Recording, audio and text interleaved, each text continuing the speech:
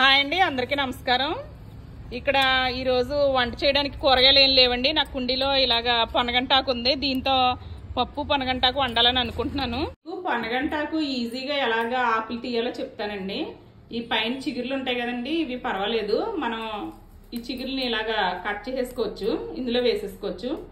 మిగిలింది ఇది ఉంది కదండి, దీన్ని మనం ఇక్కడ పట్టుకుని ఇంకో ఇలా అంటే మొత్తం ఆకు వచ్చేస్తుందండి చేతిలోకి. చాలా ఈజీ. ఆకు ఇలా తీసిన తర్వాత ఇలా కడుక్కుని అప్పుడు ముక్కల కింద ఇలా కోసుకుంటే బాగుంటుందండి. ఆకుని ఎప్పుడు కూడా కోసిన తర్వాత కడగకూడదు, విటమిన్స్ పోతాయండి అందులో.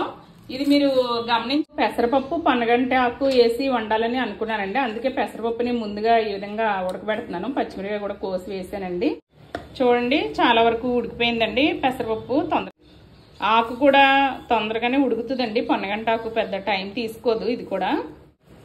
తర్వాత ఇలాగా కలిగి తిప్పుకోవాలండి. తర్వాత కొంచెం పసుపు, కారం, తర్వాత ఉప్పు కూడా వేసుకోవాలండి. సరిపడా కళ్ళుప్పు వేస్తున్నాను నేను. ఉప్పు వేసుకోవాలి. వేసి ఇలాగా కలిగి తిప్పాలండి. ఆల్మోస్ట్ ఉడికిపోయిందండి. చింతపండు రసం ఇలా వేసేసుకుంటున్నాను. కొంతమంది చింతపండు కూడా అలా వదిలేస్తారండి. యాక్చువల్గా మా చిన్నప్పుడు అమ్మళ్ళు అలాగే వదిలేసేవారు. ఈయన కొంచెం ఇష్టపడరండి అలాగా, అందు గురించి ఇలా వేస్తున్నాను. తర్వాత తాలింపు పెట్టేసుకోవడమేనండి. జీలకర్ర, మినప్పప్పు, అలాగే కేలండి, వెల్లుల్లిపాయలు, కరివేపాకు కూడా యాడ్ చేస్తున్నాను. ఆవాలు కూడా వేసుకోవచ్చండి, కానీ మా ఇంట్లో ఈయన తినరు కాబట్టి వేయట్లేదు. తర్వాత ఒక కళాయి పెట్టి అందులో నూనె వేసుకునండి.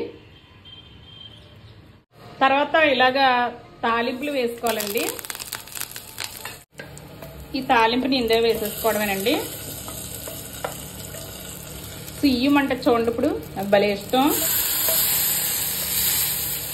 ఇలా తాలింపు సుయ్యమని పెట్టాలండి. అలా పెడితేనే చాలా ఇష్టం, లేకపోతే నాకు టేస్ట్ అనిపించదండి నిజంగా. పెసరపప్పు పొన్నగంటాకు రెడీ అయిపోయిందండి. ఇంకా టేస్ట్ చేసేయడమే.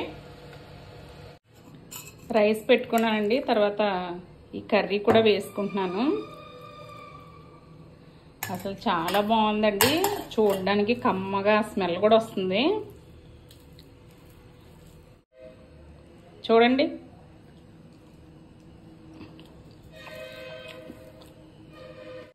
మీరు ఏం వండుకుంటున్నారండి? ఎవరికి వండుకున్నది వాళ్ళే చాలా బాగుంది చాలా బాగుంది అంటారు. అసలు బాగోపోయినా అని అనుకుంటున్నారు కదండి. లేదండి, నిజంగా చాలా బాగుందండి. సరేనండి, వీడియో కనుక నచ్చినట్లయితే లైక్ చేయండి, షేర్ చేయండి, కామెంట్ చేయండి.